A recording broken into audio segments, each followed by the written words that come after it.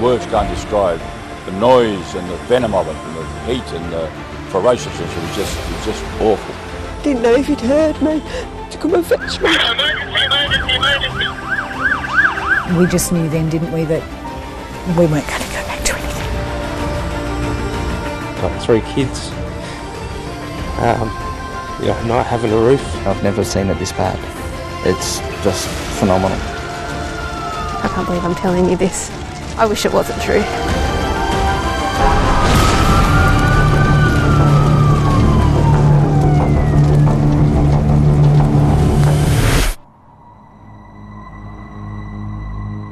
The eerie stillness of Cobargo, the silence. That stillness, that isolation, I carry with me every day. In all your years in the service, have you ever seen a fire like this? Never. No man on earth could survive that. Can you get out of the danger area? Over. Get out of here. Get out of here. I just said to my son, I said, get to the house now, because if they're in this, they're gone. It's just hit my boundary, 600 metres from the house. You can hear it, sounds like a jet engine. We're completely surrounded, and I knew at that point there's no getting out.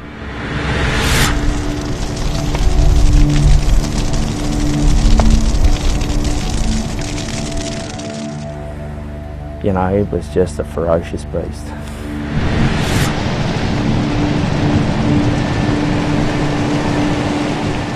I felt like being in the beast's mouth. Yeah, that's what it felt like. It was in its jaws. Very often it's referred to as a beast that you can't control.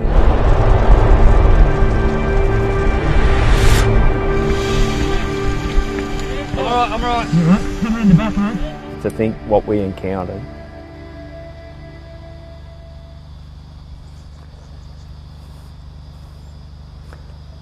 I'm a very proud captain.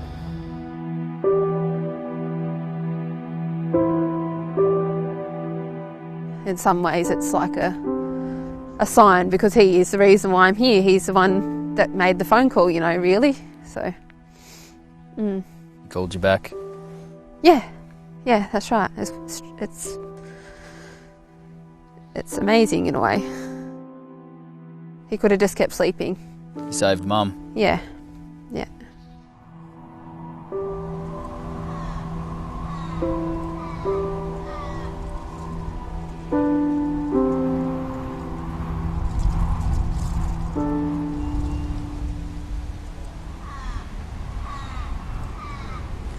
Australia has seen a lot of bushfires. We're used to it. The sunburnt country is often scorched. But for size, speed, intensity and duration, we have never seen anything like this. There are countless stories in all states and territories, but we are going to focus on the New South Wales town of Cobargo, the desperate battle to save it, what was lost and what the fire can never take. Oh, fish for dinner. Get it! Christmas holidays in Australia. Really, would you want to be anywhere else? So it's Christmas Eve. Is everyone excited? Yes! Tell me about Christmas. Christmas with a 3-year-old is always an exciting time. Yep. It was like the first real Christmas, and they had so much fun. We had so much fun, and all his trucks and his toys, and he knew what Santa was. And he was up early? No. Patrick and him got up at 9:30. That's the latest and I was Christmas like, present opening ever. Yeah, I was in the lounge room having a cuppa, and I was like, oh, come on guys, you're gonna have to get up now. Renee, Patrick, Harley. The Salway family is Cobargo born and bred, 5 generations worth. Down to earth, dependable, plenty of fun. Tell me how you met Patrick. There's a story there I can tell already. Yeah. So I've known Patrick since I was pretty young, so we were together first when I was 15. 15? Yep. Early start. Yep. Childhood, sweethearts. Yeah, basically, yeah. You couldn't keep us away from each other. No, it was good as, like, it's definitely one of those once in a lifetime things, yeah. So you live together, you work together. Yeah. Every day, day in, day out. And out. ride horses and compete together and, yeah, just everything, yeah. Sounds like you two were inseparable. Yeah, I was so happy. That was it. It was it.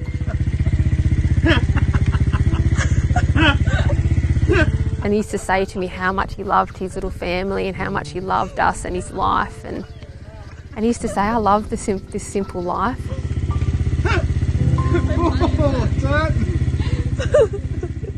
If you ever wanted to see love, it was in Patrick's eyes when he looked at Harley. It was just something so special. I'll never forget it. And he did have such good quality time with him. He was already starting the last couple of months to go to work at little jobs, and he had his little toolbox with him, and he'd be like, what do I need, Dad? What do I need? This one? Fixing it up? Is it tight now? You fixed it? I did.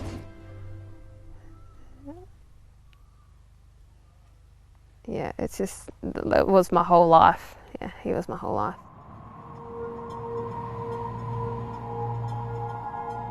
But life was about to change for everyone.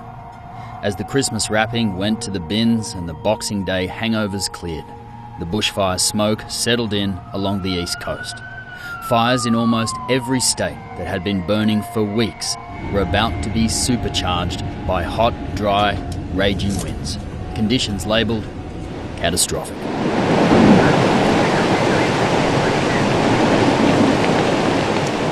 In terms of conditions on the ground for a fire, could it have been worse? Could it have been more perfect for a fire?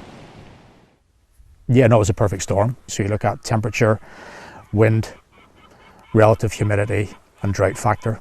Yeah, it's just a perfect storm for it.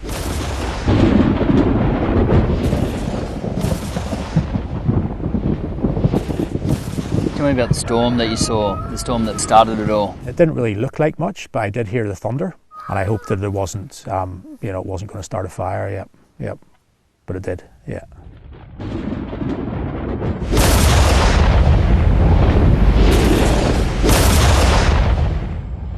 What Roger saw was a storm over the Badger State Forest. Friday, December 27, a lightning bolt struck in the afternoon, igniting a bushfire. At this point, still 50 kilometres from Cobargo. At first, it burnt slowly. 6 waterbombing aircraft scrambled to put it out. No luck. 2 days later, fire trucks from the Cobargo RFS drove out into the bush to meet the fire front for the first time.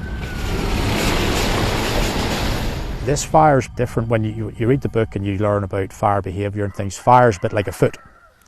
So you have the toe, has the wind behind it, and you have a heel which is backing into the wind, and then you have your flanks. This was more like a hand. There was fingers of fire coming out in different directions. I never ever believed it could be anything like this. You know, the speed of the movement of it and the expansion of it, I never could have believed it could have done it that quickly. Monday, December 30th. The RFS issues its first warning for the Cobargo region, a low urgency advice level. By 1:43 p.m, it's upgraded 1 notch to watch and act. I'm just doing a very quick video diary. It's the 30th of December 2019. We have a very large aggressive bushfire heading our way. It's about 11 at night. It's going to be here before the morning. Renee and Patrick live here, 8 kilometres from town. But Roger's house is outside Cobargo, surrounded by bushland. He returns to defend it. A bit more of the video diary. It's just hit my boundary. I'm wetting the house down now, and I'll check in again in a bit. I never heard anyone say that it was going to reach Cobargo. Sort of 9 or 10 o'clock that night, it was talk like it was going to come here, but it shouldn't be here till morning. As the light fades, Renee takes photos at their farm in Cobargo. Ash is falling. Smoke is thick. I'd walked outside and heard that noise in the background, and I rang Patrick straight away. I was like, I'm going to get Harley out of here. It is big, this fire. I kept saying, I said about 3 or 4 times, it's going to be big, it's huge, I can hear it. By the time I got some photos and got Harley in the car out of his bed, there was the sky was going pink, there was smoke, so I'd run him up to Mum's. You took Harley to your mum's? Yeah, up at Narooma. What time is this? 12:30 at night. I can't believe I'm telling you this, but I wish it wasn't true, you know. Renee leaves Harley with her mother and drives back to the family home just outside Cobargo. Patrick is there with his father, Robert. At 1:31 in the morning, as the firestorm is about to hit, she gets her first and only emergency warning from the RFS. Then, the phone rings. And Mum's saying Harley had woken up and just distraught, he didn't know where he was, and I said, oh, he'll be okay, you know, just sit with him. She's like, oh, I've been with him for half an hour or so. So this is your mum in Narooma? Yeah, Mum and my sister. So I said, oh, okay, I'll come back then and settle him, with intentions of coming back here. Left the cups of tea and Patrick and Dad and Robert and said I'd be back, you know, like I'll see you later in the morning. And this was at 4 o'clock. On the drive back to her mother's place at Narooma, the fire is sweeping into the valley, dangerously close to the road.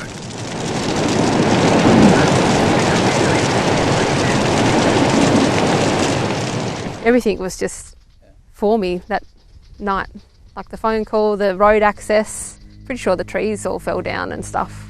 That road was blocked not long after you Yeah. were driven through. Yeah, yeah. Something was making sure you got back to Harley. Yeah, I think so, definitely.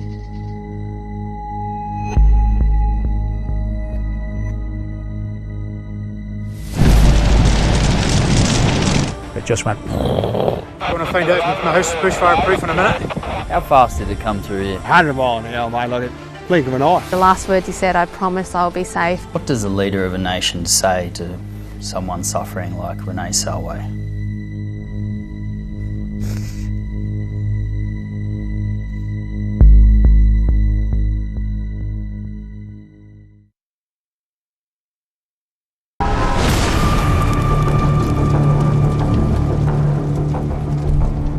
We have a very large aggressive bushfire heading our way.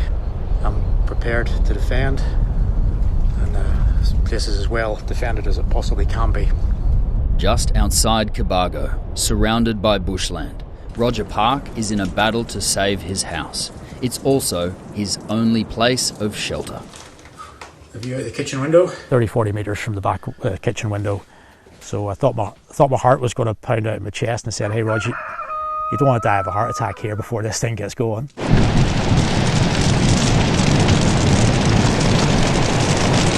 And I went from that point to that point in 30 seconds. And that was really fast, and the fire was actually about 10-20 metres above the canopy. So jumping from canopy to canopy? No, this is a continuous lick of flame. It wasn't jumping. It just went. After about 2 hours, I was kind of wanting to get it over and done with, sort of thing. Either way. You can hear it, sounds like a jet engine. I'm wetting the house down now. Going to find out if my house is bushfire proof in a minute. You talk about this fire like it's a living, breathing thing. Oh, it is, mate, yeah. I felt like being in the beast's mouth. Yeah, that's what it felt like. It was in his jaws. It's been a long night. 5:30 in the morning. I've saved the house, the dogs and the cat. Been a hell of a night. And the fire's now turned towards Cobargo. Roger has survived, but the valley is now funneling the flames, forest and trees igniting, and also the paddocks. It's a relentless charge towards Cobargo. Mark, you're the captain of the Cobargo RFS. Yeah. Big couple of weeks. Yeah, huge couple of weeks, mate. Huge. Not much sleep. Not a real lot.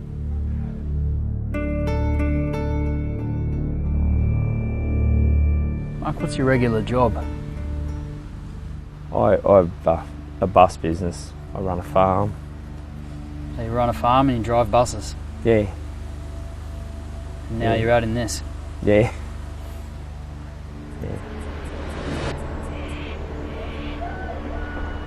The hardest thing is watching houses of people you know being consumed and knowing that it wanted to consume the whole town. Once a fire starts rolling down the street, it's so hard to stop it.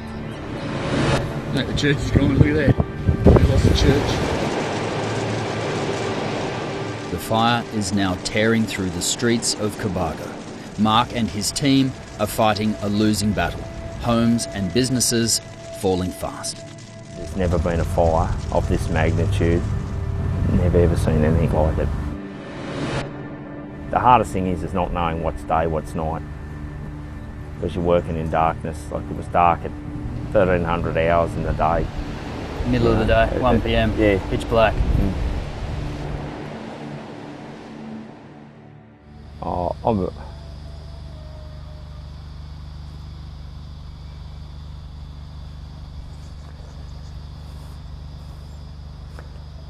I'm a very proud captain. To think that those that work under me, without a doubt, save the lives of many in the community. Early hours of New Year's Eve, and the fire is at full strength, full speed. Outlying farms are also in the firing line, including Patrick Salway and his father, Robert. And across the hill, Patrick's brother, Tim Salway, and his family.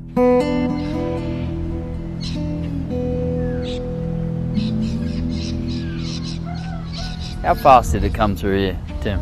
100 mile an hour, mate, like a blink of an eye. Just embers, seconds. So it wasn't a fire front that swept through. What you're looking at here that's black, the whole thing was ablaze? Yeah, the whole thing. Yeah, like it's no fire front, very scattered, fire, embers everywhere, you know. It was get out or trying to, you know, try and stay alive, basically. The hills surrounding the family home are ablaze. Smoke is thick, embers raining down. For Tim and his son Ryan, the longest night of their lives, protecting the house and the dairy. How fast did it come around? 1 minute we know it's here in the bush, and the next minute, like, it's just spot fire starting shit everywhere. Like, it's just, couldn't believe it. Just hot, like extremely hot. Couldn't hardly breathe, just the smoke was so thick, and we just knew, holy crap, like we're stuck here now. We just have to hold our ground, and it's just scary thinking about it right now, like, just talking about it. Through the smoke, across the valley, Tim can see his brother's house. Patrick has been there all day. Alongside him is their father, Robert.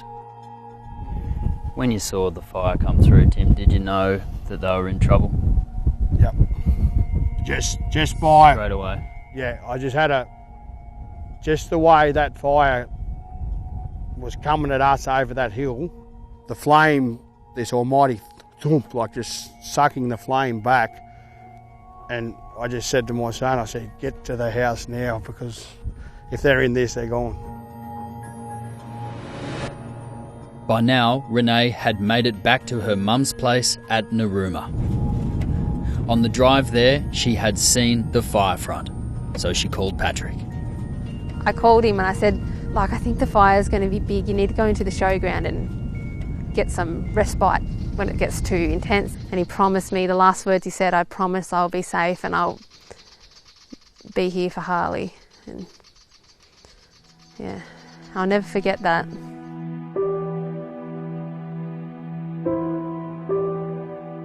I went up there and Harley was upset, and I laid next to him and settled him down, and I'd ended up falling asleep with him, and it was an hour or two after that I got a phone call.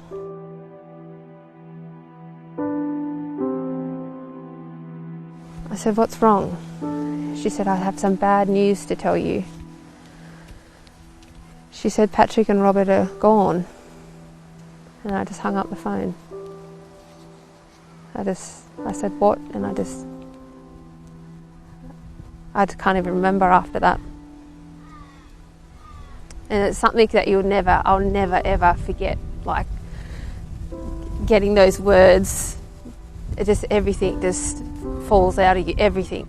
You're just not even a person anymore. It just, from your head right through, just all your emotion, every bit of feeling, every thought, it just wipes you clean and you feel like this vacant space.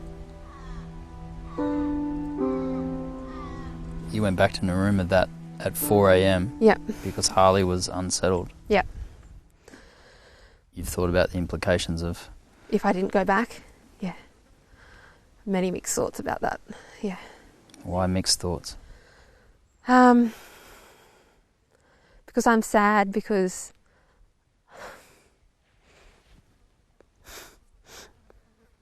I wanted to be able to do something. I know I probably would have been hurt, but I wanted to help them. And that is the strongest thing in my heart.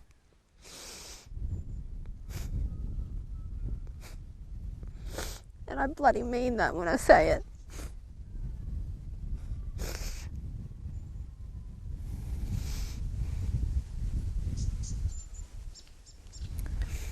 I'm so sorry for you, Renee. Yeah. But you got a special little guy to look after. Yeah, that's right. And That's what keeps me going. And if you weren't here for him... Yeah, that's right. He'd have no one. Like, in some ways, it's like a sign, because he is the reason why I'm here. He's the one that made the phone call, really. So, He called you back? Yeah, that's right. It's amazing in a way. He could have just kept sleeping. He saved Mum. Yeah. He just assumed that for a few days that Patrick was just working, and I let that play along. And the morning I told him, he asked me about 3 or 4 times. He'd come into the room early and he said, "Where's Daddy? How come Daddy's not home?" And I said, Daddy's not going to be here. Daddy's up in the stars now and in the sky. And he's having fun up there." And he looked at me and he sort of frowned and he said, "Oh, so he's not home?" And I said, "No, he's not home. He's up in the sky." He goes, "Oh, okay." And he'd just have a cuddle after that. And he says, "I'm sad." And he's a very sweet-hearted little boy. He's very sincere when he says he's sad. He has it in his eyes. He looks at you with his soul a bit. He does, yeah. He's got this kindness to him, like he was just this gift to me. So I'm just lucky. I'm so lucky to have him, yeah.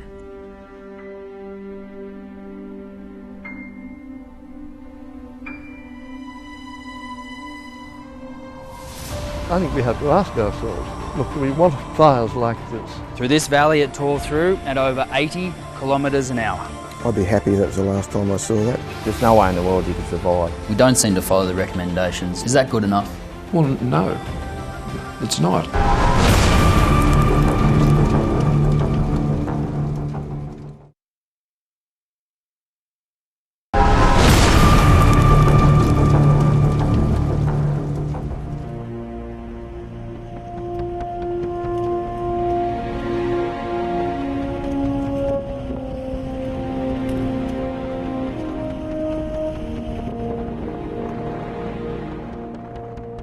The first thing that strikes you when you come to a place like this is the stillness.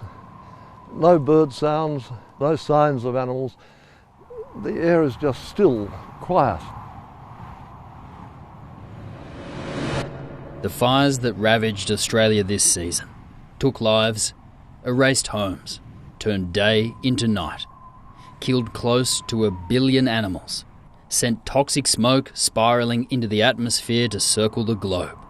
They seemed more intense and burned for longer. Why? To a trained eye, Peter, this bush must tell a story. Yeah, well, the first thing, obvious thing, is the just dreadful devastation of the trees. On the ground you can see how hot it is. Even iron has oxidised on the surface. No firefighting organisation of any country would have a hope in controlling the fire at this stage. Peter Attawell has been studying bushfires for 60 years. A professor of botany with 170 published papers. Add an Order of Australia medal and the fact he's been to every major bushfire since 1980. Well, there's a common thing called the fire triangle. You just think of your home fire. You need fuel, you need a source of ignition, and you need oxygen. Take any of those away and you haven't got a fire. So we can't do anything about the oxygen. We can do very little about ignition. 50% of the fires or more are caused by lightning strikes. The other part of the triangle that we can do something about is the fuel load, the load of fuel. It's the only thing we can do. And I think we have to ask ourselves, look, do we want fires like this? The fuel load is the amount of leaves, branches, logs on the ground, the first rung on what's called the fire ladder. Did this turn the Cobargo fire into a killer? The intensity of a fire can be measured by what is called the Byram Fire Index. The intensity of fire is equal to the fuel load squared. So if you double the fuel load, you have 4 times the intensity of fire. If you quadruple the fuel load, you have 16 times the intensity of fire. And so it goes. It's simple. The more fuel you have on the ground, the more intense the fire.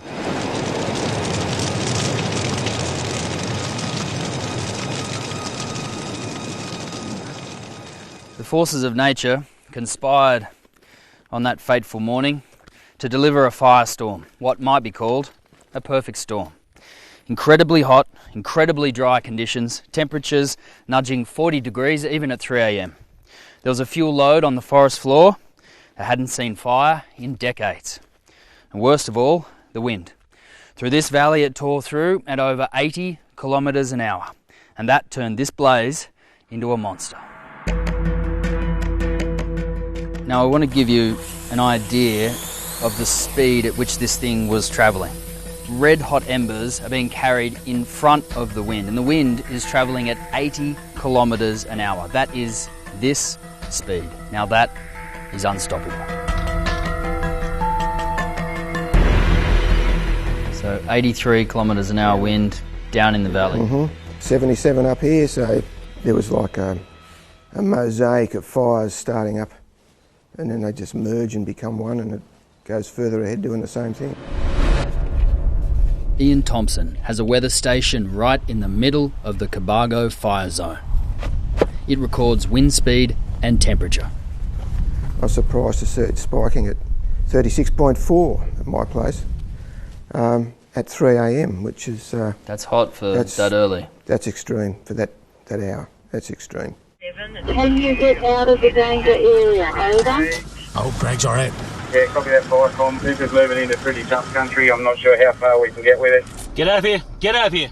You've been looking at weather for a long time. That temperature, that wind speed, have you seen that before? No, I've not seen that before. No.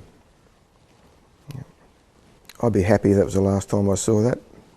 It's a sinking feeling when you see that, yeah. You know it's going to be big. To stop these conditions colliding, the undergrowth needs to be controlled. Cattle can be allowed to graze in the national parks, or firefighters can do what they call a slow burn in the cooler months. But it's a lot more difficult than it used to be. The decision now made not by locals on the ground, but in the major cities. You have to apply for a licence to do this burn to the central authorities, and this is months in advance. Now, you do that, but what happens on the day when you schedule it? It might be an awful day for fuel reduction burning. It might be hopeless, it might be too hot, it might be too cold. The local people know a lot about the bush. They've lived in the bush. How can you make a decision in the city of when to burn down here? It's going to cost money, but how much is this costing?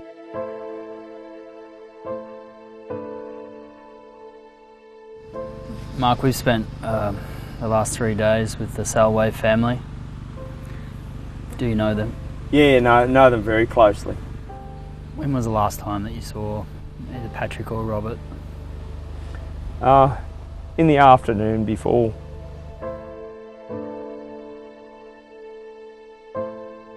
Oh, they were up against impossible conditions. There's no way in the world you could survive. They wouldn't have been able to have oxygen basically at the end of the day. No man on earth could survive that. The fire that raced towards Cobargo on New Year's Eve was so intense that by 1 a.m, all 4 Cobargo fire trucks in Mark's team were in retreat to the town centre. Was there a problem with the fuel load on the ground here? In some spots, yeah. Any different than the years, decades before? In certain areas, yes. If you could have, would you have burnt out more of that fuel load in the cooler months? Yes, definitely. Definitely, it's a matter of what we can afford, though, really, at the end of the day. I guess the greatest thing is we can't afford to lose lives. That's what we've got to ask ourselves.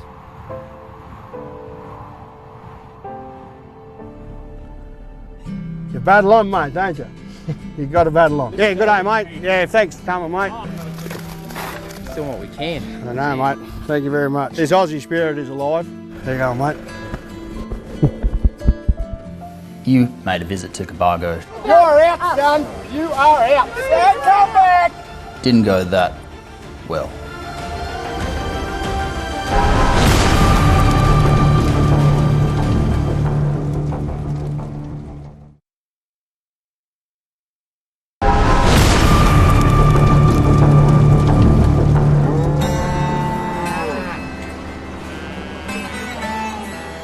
Tim Salway and his son Ryan, 5th generation dairy farmers. Despite their loss, the bills won't stop, so the work can't either. The bushfire broke Australia's heart, but the Salway family lost more than most. Tim's brother Patrick, his father Robert, and soon after, from old age, his grandmother Edna. 3 generations gone in 24 hours.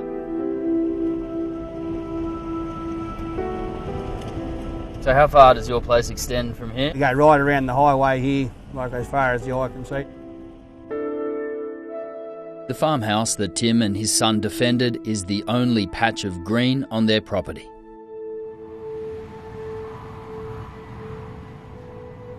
Sheds, grass, trees, fences gone. 165 head of cattle buried with a bulldozer.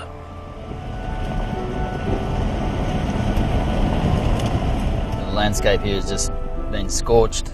Yep, you know, one of the last fences me and my old man done, mate, yeah, just there. Just, you know, gone.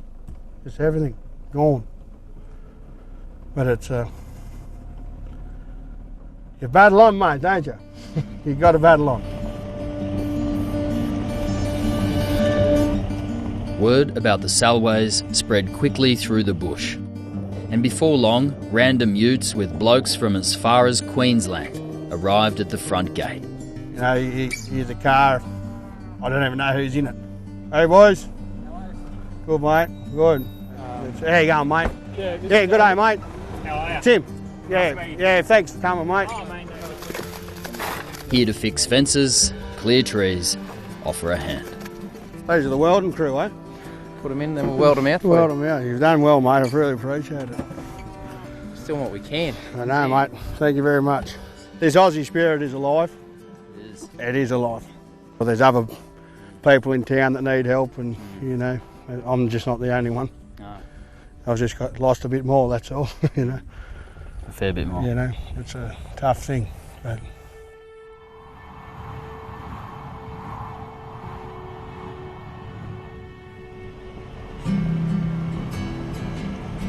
As Tim drove us around his burnt-out property, there were volunteers on almost every corner. You know, like, they're all family, mate. You look at the generosity of people, you know, like, it's hard to take, but they keep coming. You know, yeah, this is a farmer from down the road who I haven't seen yet, so, hey, mate. There you go, mate. Shit, eh? Shit's right. Even firefighters from as far as Byron Bay. The Salway farm has been inundated with friends, family and volunteers as the bush takes care of its own. Tim, you do realise that that tiny little patch of green where your house is the only thing that you can see Yeah, I know, in mate. this entire vista that hasn't been raised to the ground. Yep. Luck. That's all luck. That's all it is. It's luck. Just shocking. How do you? Yeah. I never thought I'd ever see anything like it, and I don't want to ever see anything like it again. Patrick and Robert lost their battle just over the road. That's Mum and Dad's place, just there. Just through there.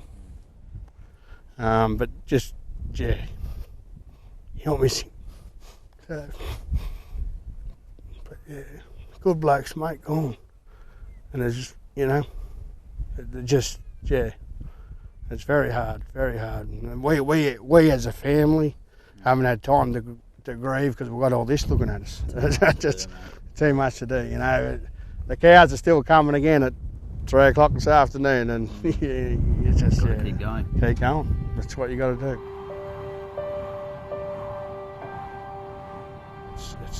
It's got to stop.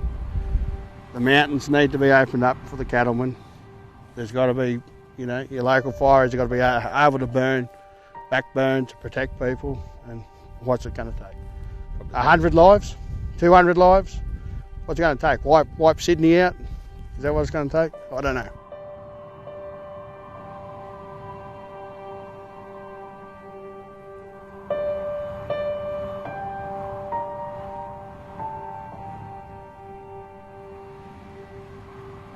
The level of anger in the fire zone is understandable, and as the smoke clears, the new fire front will be here in the corridors of power. More than 30 Australians killed, 2,500 homes burnt to the ground, an area the size of England burnt to a crisp. Is this really the price of living in Australia? It can't be. Tim. Prime Minister. How are you? Thanks for your time. No, thank you. I'm glad we can make the time today. Condolences on the passing of your father. Thank you. Same thing. Australia's had 109 inquests and inquiries, no less than 5 royal commissions into bushfires. They say very similar things. We don't seem to follow the recommendations. Do we really need another one? Well, this is why what I'm proposing is actually different from all of that. See, I'm just basically asking a couple of quite specific questions that I need answers to and the Australian people need answers to. The sky is red and then white. It's going crazy. The fire's jumped 150 feet high, straight over the top of Green Hill Road. The flames came straight over like a tornado, sort of a whirly coming over the road. It was so ferocious, and I can understand how people got caught. The last Royal Commission was after Black Saturday in 2009. One of the key recommendations was about hazard reduction burning. Yeah. Now, since then, Victoria has only reached a quarter of those recommendations. New South Wales, less than a third. Is that good enough? Well, no, it's not. And I'm sure they will know that as well. How can we get an accountability around these issues of hazard reduction? When you go into a season, I think it's pretty reasonable for Australians to say, well, how's the fuel load been managed? How's the adaptation measures been travelling? And I think that's fair enough. So in the future, will you have the power to overrule the states? There should be a clear point at which a Prime Minister can invoke a national state of disaster which enables the Commonwealth to move on its own initiative. Prime Minister, 33 Australians dead in this bushfire so far, 33. That's discounting homes lost, wildlife. It's a heavy price. It is an awful and terrible price, and the summer's not yet over, and I earnestly pray we will not see more lives lost. And I can tell you, the eerie stillness of Cobargo, it was It was the silence at Cobargo that was the most compelling. And that image, that smell, that stillness, that isolation, I carry with me every day.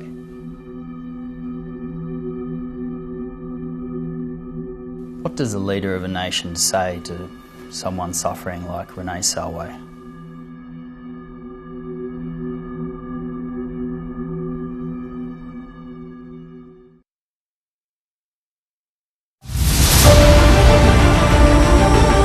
Now to Australia. Strong winds and unstoppable flames. The fire itself is colossal. People, communities are getting cut off. They're getting trapped. Firefighters battling the flames from the sky. This has become a mega fire. Already among the worst in that country's history. An area 40 times the size of Los Angeles. People here are exhausted. 500 million animals have died. A mass exodus. Mass evacuation underway. Dozens of tourists are leaving Australia's eastern coast to escape deadly and devastating wildfires. Cobargo is a rural village in New South Wales that's been very badly hit by the flames. What happened with the Australian Prime Minister and how he's handling all of this? He has been heavily criticised and heavily heckled wherever he's gone. You made a visit to Cobargo. Didn't go that well. You know, a Prime Minister has to see, hear, listen, reach out, has to feel what they were feeling. Frustrated, angry. Why would I expect anything different, and didn't? Our town doesn't have a lot of money, but we have hearts of gold, Mr Prime Minister. No, you're an idiot, mate. No Liberal votes. You're out, son. You are out. Dad, come back. You're not f***ing welcome. It seemed like at that point in time, the country really wanted a leader to stand up, and there were some thoughts that perhaps you weren't doing that. Did the country have the leader that it needed at that point in time? I believe so, because I know what I was doing at that time. Can these kind of events, can poll slumps such as the ones that are happening now, can they be fatal for a political career? I don't care. It's not been something I've spent a second thinking about, because I don't think it's a thing that Australians who have been impacted by these fires could care less about. It's not about me, it's about the job I have to do. We spent a lot of time with the Salway family down the Cobargo region. They lost 2 generations. I know. And a lot of time with Renee Salway. She lost her husband, Patrick. What does a leader of a nation say to someone suffering like Renee Salway? I can't begin to imagine Renee's loss over generations. But then she looks at another generation that's with her. And that generation speaks of hope. And what I say to her and all of those affected is to focus on that hope.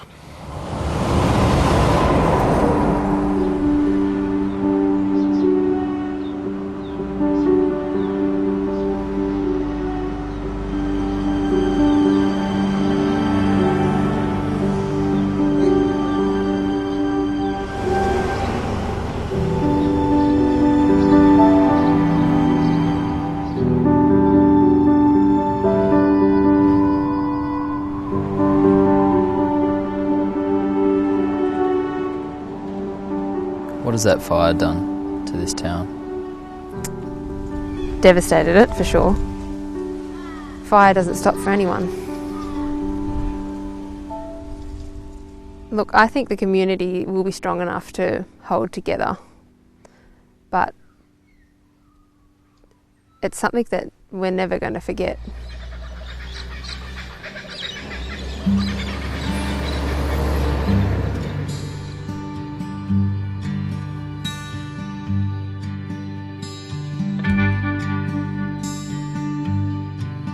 It's a great thing to think about that he got to experience having a son, and I remember Patrick saying, oh, how good is it, you know, and can't wait to have another one this year. And Were you planning another? yeah, we were going to, yeah. It's hard to take a bit, but yeah.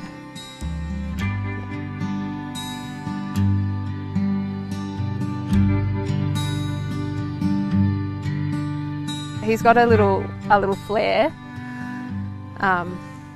You know, he likes to break out and dance and sing, loves singing. He likes to dance. That's unusual for country blokes. Yeah. Yeah, dances like his father too.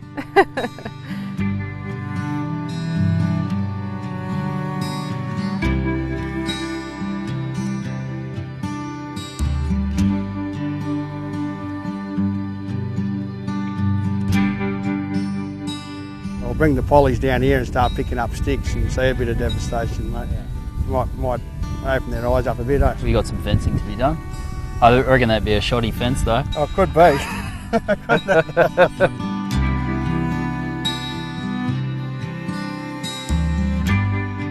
How many firefighters you got in your family, Mark? There's 5. Myself, my wife, my daughter and my son-in-law.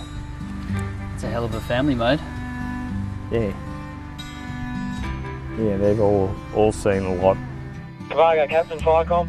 Cobargo, Captain Mark, I know you've got half a mind elsewhere at the moment. Yeah, You're listening to your phone, you know there are trucks leaving. Yeah. I'll let you get back to it, get back to the fight. Thank you so much for your time. Thank you, mate. Sorry.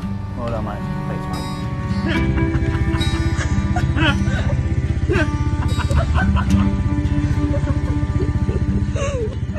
I'm so lucky now to have like the videos and the photos and the beautiful thing is, you know, good memories, strong memories. Yeah, I get a bit of peace out of that.